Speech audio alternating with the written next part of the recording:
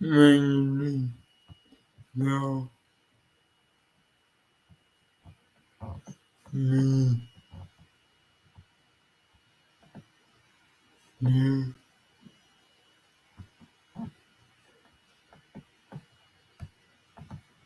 me and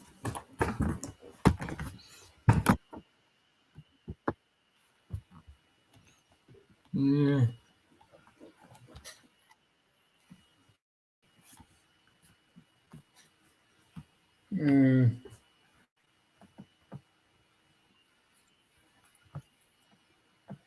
mm, but so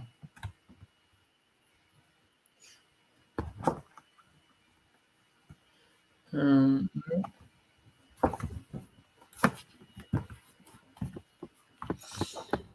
um um well, yeah yeah um no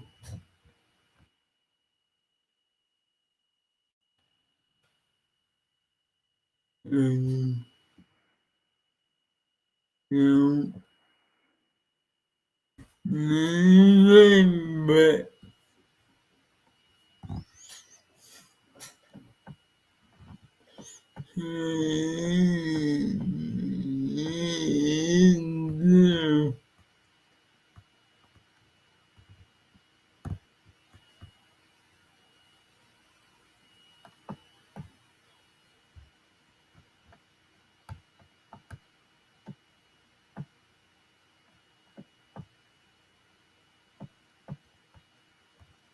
Under the Dome series premiere recap, pilot, by Alison Keene, published June 25, 2013. Under the Dome series premiere recap. Our recap of Season 1 Episode 1 of the new CBS series Under the Dome, based on the Stephen King novel. Broadcast TV during the summer can be slim pickings, but CBS's adaptation of the Stephen King novel Under the Dome looks to break the cycle. The series is set in Chester's Hill, Maine, though it's really any town, USA, whose inhabitants have been cut off from the rest of the world thanks to a sudden, giant, inexplicable dome. Families, lovers, even body parts are split apart once it descends. How those left on the inside will cope with their now severely limited lives will play out over 13 weeks, and if the pilot is anything to go by, we viewers will be glued to our seats for everyone. The 13-episode mini-series format is also a relief, because with as much as is laid down in the pilot, wrapping that up in a single season should lead to a satisfying finale, one hopes. The production has also brought in some great talent, from Lost's Brian K. Vaughan, who developed the series and gets telepplay credit, to Danish director Niels Arden-Oplev, who brings a great deal of style to the work, complete with some nifty effects. Hit the jump for more. Collider video of the day Midnight 01, 1910. A quick reader note. Under the Dome has provided me with the rare opportunity to not read the book before its adaptation. I also have not been spoiled about how it plays out or ends. Though I won't be commenting, obviously, on book-to-screen stuff. Please feel free to discuss it in the comments up to what the show has covered. Otherwise, clearly mark it with spoiler asterisks, etc., please. What I can say about this adaptation in general is that it has done a great job so far of building its central story and explaining the many, many complex relationships in the town without being too obvious or rote in its explication. The showing and not telling elements were brought on with really great effects. Things smashing up against the dome wall will never get tiresome. But even the relationship moments played out in a way that didn't feel as cliché as most pilots unfortunately are. Sure, journalist Julie and rogue Barbie, Mike Vogel, are certainly likely to get romantically involved. but the fact that he unknowingly killed her husband was a great twist. Things not related to the dome, too, like Junior's, Alexander Koch, Psycho Behavior and Duke, Jeff Fatty, and Big Jim, Dean Norris, talking cryptically about stockpiling propane are all interesting even outside of the fact that they're all trapped in there together.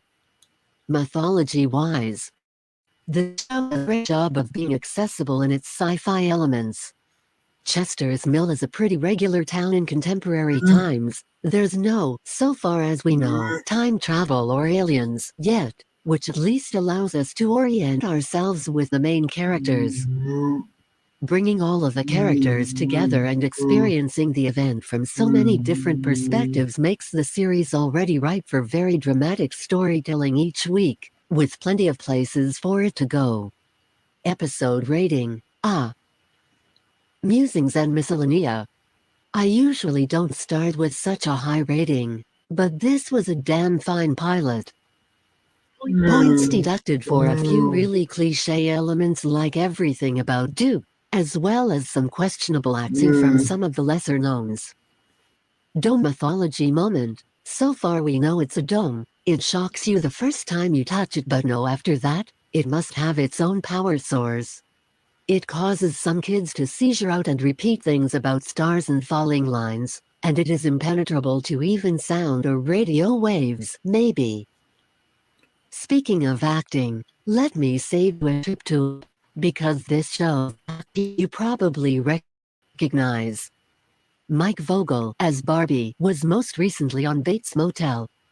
Rochelle Lefevre, journalist Julia, may best be known as the hot redhead who loses out on a lot of roles to Bryce Dallas Howard. Breaking Bad fans will of course know Dean Norris, car salesman and power-hungry Big Jim, as Walt's family nemesis Hank Schrader. While Hank is absolutely an up-and-up guy, end of the day, it looks like Big Jim may be a lot more complicated. Britt Robertson, the unfortunate Angie, who gets locked in the bunker, has been on a handful of CW shows like Life Unexpected and The Secret Circle.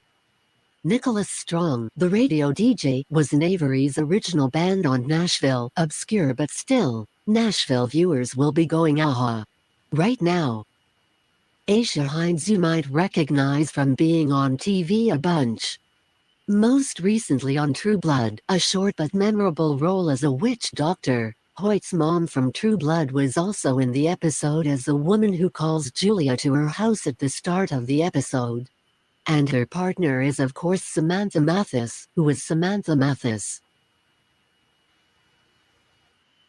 Finally, Beth Broderick, the blonde who owns the diner, was on Sabrina the Teenage Witches and Zelda. I know, right? And of course Jeff Fatty, Duke, will be known to Lost fans as Captain Frank Lapidus.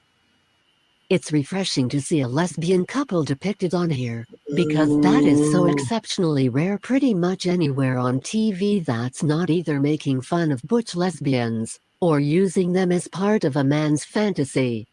Something different. Well done, CBS.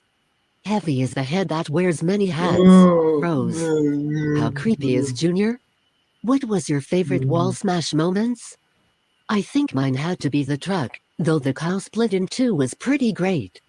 Even goldfish can turn into cannibals, it seems. What doth that portend here?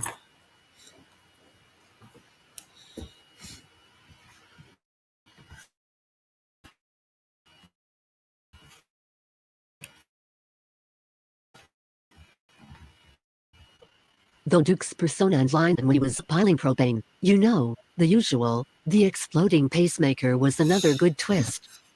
Fans of the following should have chuckled a little bit at that, and then felt bad because Lapidus.